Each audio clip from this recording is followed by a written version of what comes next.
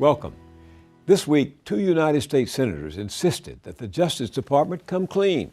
Why? Are Wall Street's big banks not only too big to fail, but too big to jail? Senator Sherrod Brown of Ohio, a Democrat, and Chuck Grassley of Iowa, a Republican, are outraged that the giant banks violate the law with impunity, laundering money, cheating homeowners, falsifying information, every trick in the ledger book. They sent a letter to Attorney General Eric Holder demanding to know why the banks get away with fines instead of jail time. Maybe they had their anger roiled by Frontline, public television's premier investigative series. The other night, Frontline broadcast a report called The Untouchables on how the Department of Justice allegedly has looked the other way for fear that prosecuting the banks would do even more damage to the American economy. There was a definite sense that justice backed off. Did the government fail? A number of people told us that you didn't make this a top priority. Well, I'm sorry if they think that, because I made it an incredibly top priority. That's Lanny Breuer, the Assistant Attorney General in charge of the Criminal Division at the Justice Department. A week after the Frontline report, he stepped down and is now expected to return to private corporate practice, one more government appointee spinning through the lucrative revolving door between Washington and Wall Street. That door could be a big reason why government treats the banks with kid gloves. A man who once worked for Citigroup, Jack Lew, the president's chief of staff, has been picked to be the new Treasury Secretary.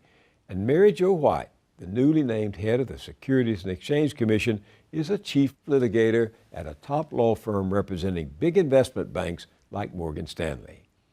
With all this happening, it's time to talk with journalist Matt Taibbi.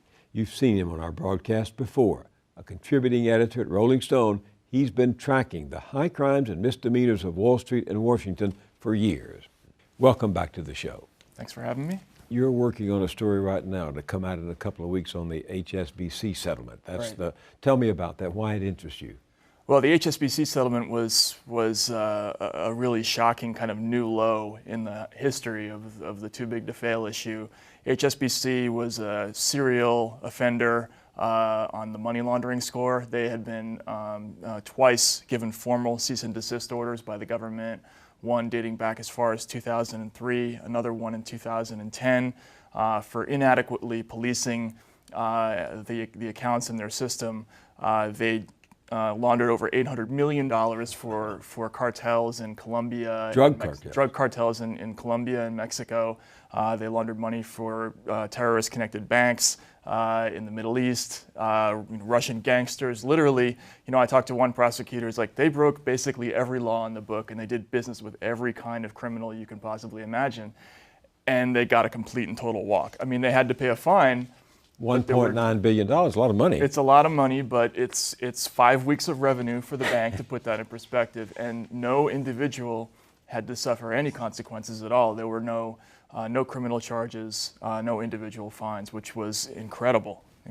Lanny Breuer also forced the Swiss bank UBS, as you know, to pay a big fine in the LIBOR, the price-fixing conspiracy, and that outraged you as well, didn't it? This is I think the biggest financial scandal of all time. It was a price-fixing scandal where essentially some of the world's biggest banks got together and they conspired illegally to artificially rig the global interest rates, which are based upon this London interbank offered rate, which is a rate that measures how much it costs for banks to lend money to each other. This LIBOR rate affects the prices of hundreds of trillions of dollars of financial products, and it goes from everything from credit cards to mortgages to municipal bonds.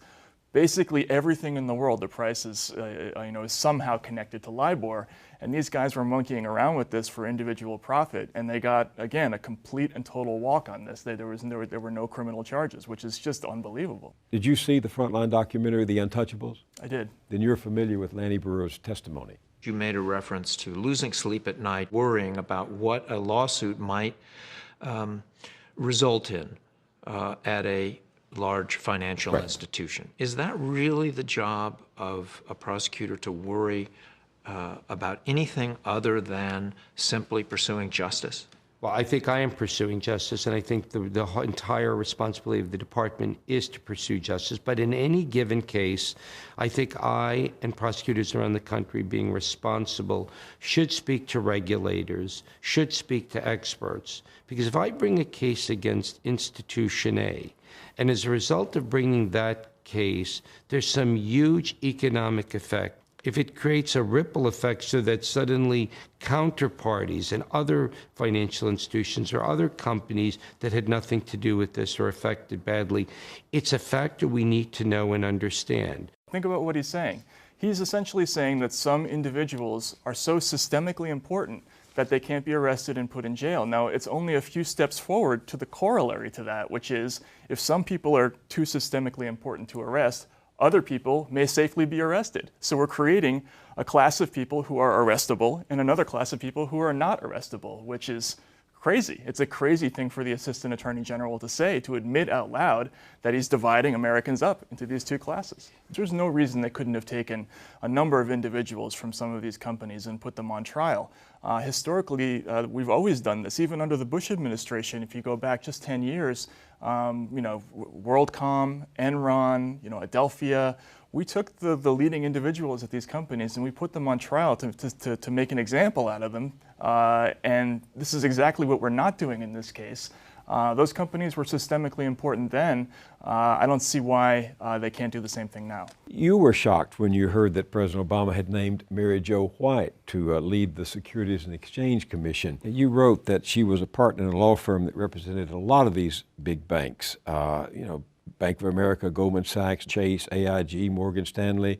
You said she dropped out and made the move a lot of regulators make, leaving government to make bucket loads of money working for the people she used to police. And I gather your great concern is that you don't want to see the country's top financial cop being indebted to the people who created the bankroll. Right, yeah, absolutely. I mean, it's just simple common sense. I mean, if you're sitting on $10 million, $15 million, however much money she made working there at Debevoise and Plimpton when she was a partner, and you owe that money to this specific group of clients, and now you're in charge of policing them, just psychologically think about it. It doesn't really work. It doesn't really work in terms of how aggressive a prosecutor should be, what his attitude towards the people he's supposed to be policing should be. It's just the circumstances just aren't quite right. You'd much rather see a career civil servant in that situation.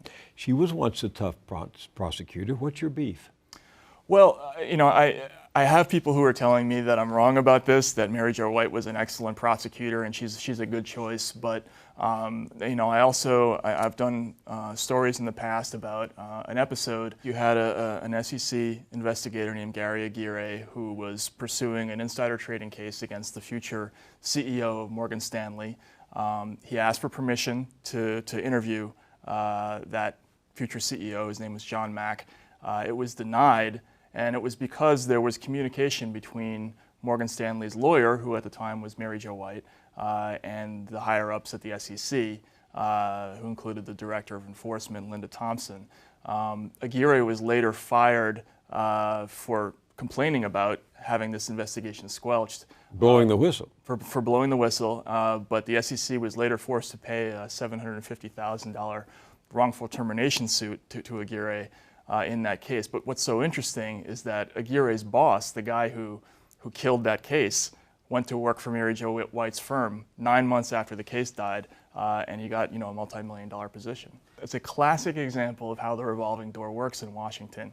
You have these regulators at the SEC, and they know that there's that job out there waiting for them. So how hard are they really going to regulate these companies when they know they can get that money? But in Washington, people kind of shake their heads at it because it's so common, that these people, they move from government back to, these high-priced legal defense firms that represent the banks, and then they go back to government again, and it's just sort of this coterie of 100, 200 lawyers who really run this entire thing, and it's all the same people on both sides. Lanny Breuer was one of them. He was in a very prestigious Washington law firm. Jack Lew, the incoming Secretary of the Treasury, if he gets approved, served 3 years at Citi Group. His record there, according to the Wall Street Journal, was not very lustrous for a man who's about to take over the Treasury Department, but the Wall Street Journal suggests that he got his job not because he had the experience, but because he was a crony of Robert Rubin. Jack Lew was back. He served in the Clinton administration. I think he worked in the OMB, in the Office of Management of the Budget, and he was one of the key players in helping pass the repeal of Glass-Steagall.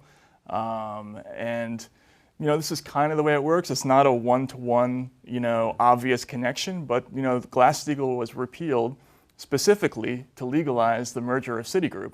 And coincidentally, Bob Rubin, who was the Treasury Secretary, and Jack Lew end up working at Citigroup 5-10 years later, and they make enormous amounts of money, and then they go back to government. And again, this is just sort of this merry-go-round that everybody in Washington knows about, and that's the way it works. How do you explain President Obama's attitude in this? When he was running for president, he promised to close the revolving door, and he seemed genuinely shocked at the collapse of the financial system and the bank's role in it. But he also was raking in massive campaign contributions from these very people. Did those contributions turn out to be good investments, or do you think he's just overwhelmed by the system that's controlled by these guys? I think that they genuinely accept the explanation that they're probably hearing from all these people who run these Wall Street companies. People like Bob Rubin and Larry Summers, who are close confidants of the Obama administration, are probably telling them, look, if we start prosecuting all kinds of people for X, Y, and Z, there's going to be major instability in the markets. People are going to flee America. They're going to withdraw capital from the American financial system. It'll be a disaster. Jobs will be lost. But it's just not an acceptable explanation. I think they're, Why? Well, just because the rule of law isn't really the rule of law if it doesn't apply equally to everybody. I mean, if you're going to put somebody in jail for having a joint in his pocket, you can't let higher-ranking HSBC officials off for laundering $800 million for the worst drug dealers in the entire world. People who are suspected not only of dealing drugs, but of thousands of murders. I mean, this is an incredible dichotomy, and eventually, it eats away at the very fabric of society when some people go to jail and some people don't go to jail. But do you ever have the sense that those guys are and their lawyers are up there laughing at all of us on their way to the bank? No pun intended. I mean, the fact of the matter is they are immune. There was a story in the Washington Post the other day by Howard Schneider and Daniel Douglas with the lead, 5 years after the collapse of Lehman Brothers, a global push to tighten financial regulation around the world has slowed in the face of a tepid recovery, which the banks helped bring on, and a tough industry lobbying effort. Big banks, insurers, and other financial giants remain intact and arguably too big to fail. I mean, nothing really has changed. No, definitely not. And if you want to look at it objectively, since 2008, the companies that we're talking about have become bigger and more dangerous and more immune to prosecution than they were back then. And you might even say by a lot. I mean, the first factor was that you had a series of mergers in 2008, which made companies like Wells Fargo and J.P. Morgan Chase, double in size, or they're much bigger than they were before. So therefore, they're more dangerous. And so you have these companies like Barclays, like Royal Bank of Scotland, like UBS, like HSBC, which are, they can't be regulated. We can't get an accurate accounting of what's going on in their books. And apparently now we can't even criminally prosecute them for laundering money like HSBC does. I mean, we just keep setting the bar lower and lower and lower, and it's getting scary, I think.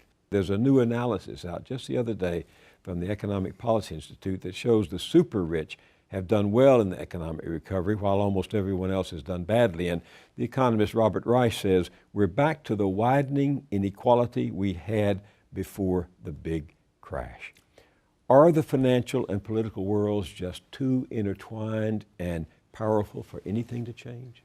I mean, it's a concern I would worry about, but it doesn't mean you can't, try to stop the problem. I definitely think, though, that there is this connection now between political power and financial power that's just becoming more and more overt. I mean, what Lanny Brewer is saying in that video is these people who have an enormous amount of power, destructive financial power, we can't prosecute them. On the flip side, what they're essentially saying is that people who don't have any money at all, it's politically safe to put them in jail. And so, we're creating this kind of dual class, and it's a very upsetting and disturbing situation. Matt Taibbi, we'll be looking forward to your next expose in a couple of weeks. Thank you very much for being with us. Thanks for having me on.